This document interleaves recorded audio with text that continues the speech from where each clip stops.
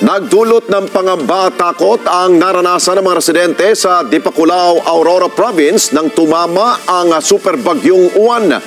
At bumigay ang seawall doon dulot ng storm surge o daluyong. Ayon po sa mga residente, ito raw ang unang pagkakataon na nakakita sila ng ganong kalalaking alon na siya pong sumira sa kanilang mga bahay. Samantala, balot pa rin po sa dilim at walang komunikasyon ang maraming bayan sa Aurora Province dahil po yan sa malawak na pinsalang dala ng naturang bagyo. Kunin natin ang live report ni Erlo Bringas, mata natin dyan po sa Aurora. Erlo.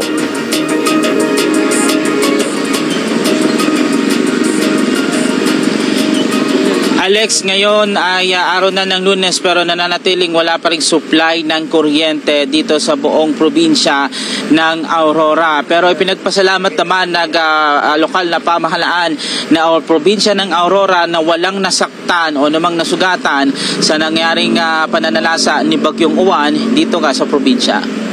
Alas 8 pa lang ng gabi nitong linggo, ramdam kaagad ang epekto ng Bagyong Uwan sa probinsya ng Aurora. Sa forecast track ng Pag-asa, alas 8 ng gabi ng linggong landfall at mararamdaman sa probinsya ng Aurora ang Bagyong Uwan na mas naramdaman ang epekto habang gumagabi. Nasa coastline area. Yun po ang binantayan namin at mostly po lahat po ng evacuation namin ay galing po doon. May mga ilan-ilan po na talagang nag-refuse sila pero ang bilin namin ay kung pwede isa lang. May mga ilang kabahayan po sa Barangay Sabang na talagang ayaw po niyang umalis. Pero matapos ang bagyo, tumambad ang ilang makapinsala. Sa seaside area sa Barangay Sabang, Baler, Aurora, nasira ang bahagi ng seawall.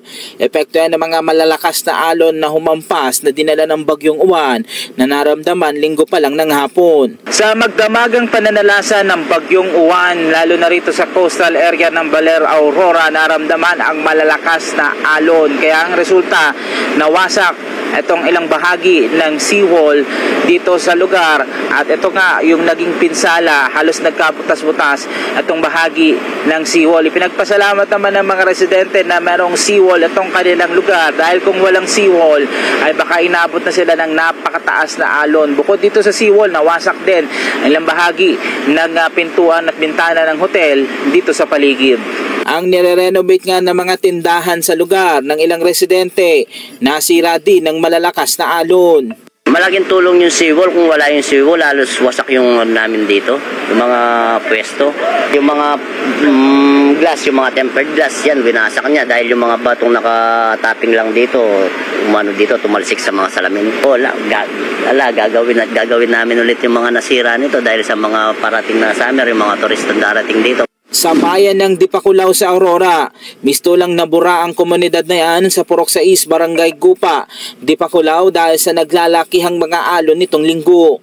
Ayon sa mga residente, unang beses ito sa tinagal-tagal nilang nakatira sa lugar na malakas pala ang alon ay nawasak na ang kanilang bahay. Komunidad dito sa Purok 6, bayan ng Dipakulaw na kung saan makikita nyo sa aking likuran at sa kapaligiran na-wash out lahat ng tahanan.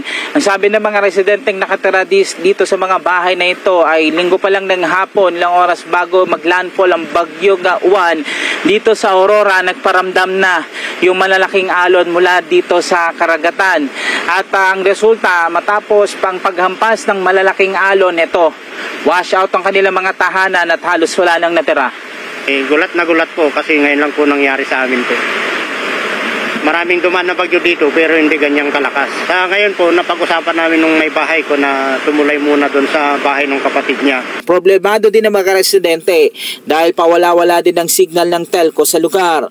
Ang supply ng kuryente nananatili ding wala simula nang magparamdam ang Bagyong Uwan sa probinsya. Isolated naman ang maraming bayan sa northern part ng Aurora matapos na mabuwal ang kalsada sa Baler Kasiguran Road, Baler Dinadjawan section sa Barangay Gupa, Dipakulaw, Aurora patungo ng Kasiguran. Kaya ang ilang residente patawid ng Kasiguran naglakad ng kilometro para makalabas at makapasok sa bayan. Sa assessment ng Department of Public Works and Highways, nasira ito ng storm surge at mula sa mga inadod na mga debris. Isinara muna ang kalsada para na rin matiyak ang kaligtasan ng mga motorista. Tapos manalasa ang bagyong Uwan dito nitong linggo ng gabi ay nagkaroon ng malalakas na alon. Isa sa naapektuhan itong kalsada na ito, National Road patungo ng Kasiguran, Aurora. Ang problema ngayon ng mga taga-Kasiguran at mga lalabas at papasok ng Kasiguran ay kung paano sila lalabas dahil sa sira itong kalsada. Wala pang pahayag ngayon ng DPWH kung hanggang kailan may sasaayos itong kalsada para magpatuloy yung mobility ng ating mga kababayan. Ang mga truck driver nga na yan, katulad na lamang ni Jas Malindo, naglakad ng halos 1 kilometro para makatawid ng Dipakulao mula sa Kasiguran habang iniwan nila ang kanilang truck doon sa bayan at babalikan na lang daw sa mga susunod na araw. Kaming sira dyan yung mga isang kalahating kilometro yan. Pwede pero sakit pa yan, talon-talon. Iniiwan namin sa may kagawa doon. Babalikan nyo na lang. Sa sunod na linggo siguro pag maayos yung daanan. Nagpatuloy naman ang assessment ng DPWH sa nasabing nasirang kalsada sa probinsya para agad na maisaayos at maibalik ang mobilidad sa magkakalapit na bayan.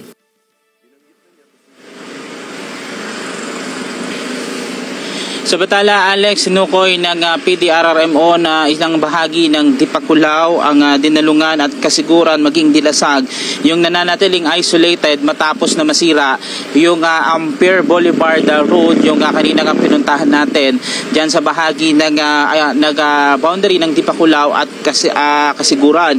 At ayon naman sa Provincial Disaster Risk Reduction Management Office, wala pa silang tiyak na petsa kung kailan maisasaayos yung nasabing kalsada na yan. Gagawa na lang nila ng paraan para sa karon magtuloy pa rin yung mobilidad ng ating mga kababayan. At habang wala namang naitalag, nasugatan o nawawala o casualty dito sa probinsya at itinuturong ang dahilan ng provincial capital, ang kanilang pinagmamalaki yung agarang pagsunod ng ating mga kababayan sa evacuation na advisory noon pa lamang bago pumasok itong bagyong Uwan dito sa probinsya. Kabuang 10,000 na pamilya o katumbas na 32,000 na mga katao na apektuhan at pansamantalang inilikas nung bago dumating itong bagyong Uwan na mga nagsibalikan na rin sa kanilang mga tahanan. Hanggang sa gayon din, Alex, wala pang tiyak na petsa kung kailan may babalik yung supply ng kuryente dito sa probinsya matapos yung pananalasa ng bagyong Uwan. Alex. Okay, Erlo, dahil nasira ang seawall dyan sa Baler area, natanong nyo ba sa lokal na pamahalaan dyan, ito ba ay proyekto ng national government, provincial government ba yan, o pribadong sektor ang nagpagawa ng seawall na yan? Dahil alam ko, yung mga resource dyan, pagmamayari ng mga pribadong sektor. Natanong ko kasi yan dahil kapag yan ay gobyerno, siguro naman, wag naman substandard, dahil hindi naman tong bagyong si Uwan lamang ang darating dyan sa kanilang lalawigan. Baka marami pa mga bagyong darating. Kapag yan ay nasisira, every time na may bagyo, ayos ka naman ng ayos.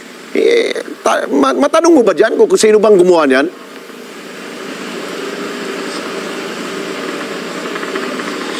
Alex, natanong natin yung mga residente na or yung may-ari ng mga establishmento doon dito sa may Baler, Aurora area, lalo na dito sa may beachfront, Sabi nila yung ilang parte nung mismong seawall ay gawa ng sa tulong ng lokal na pamahalaan, pero may din kasi doon ng private sector.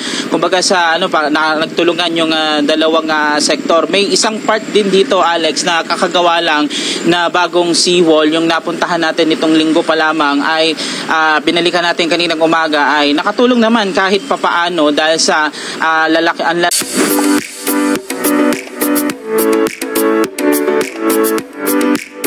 may mga parte din talaga dito sa side area ng Baler, Aurora. Ang hindi rin nakaligtas yung kanilang mga infrastruktura doon sa napakalaking alon mula kahapon hanggang nung paggabi na nananalasa itong bagyong Uwan, Alex. Dahil sa ibang bansa, pinag-aaralan nila yan dahil nga sila'y katabi ng karagatan, merong science yan para maibsan yung impact ng tubig. Meron silang ginagawang yung parang structural na design para hindi agad mawasak yung seawall na yan. Baka siguro yan ang dapat pag-aralan ng lokal na pamahalaan ng Aurora para at least hindi sira, tapos aayusin na naman. Di ba? Pangmatagalan ang dapat gawin dyan, Erlo.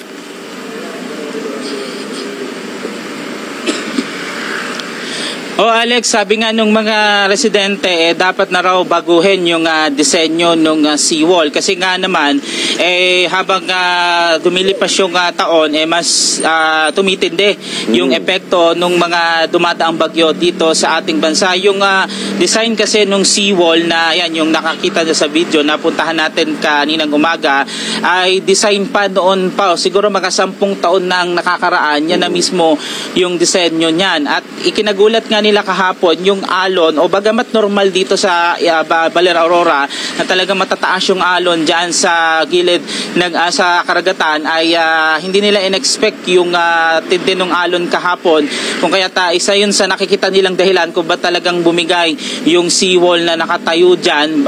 Yung mismong sa unahan na bahagi niyan, yung bagong tayo lamang ng lokal na pamahalaan, mukhang nakatulong din naman, Alex, kasi mas iba na yung disenyo noon at hindi na siya kumbaga makakaalpas na yung anuman tatamang alon dun mismo sa bahagi na yon ng lugar, Alex. Okay, siguro pang huli dahil may mga kalsadang na-damage dahil po sa bagyong Uwan, yung bang mga tulong mula sa ating pamahalaan, especially sa DSWD, makakarating ba dyan sa kanilang lugar?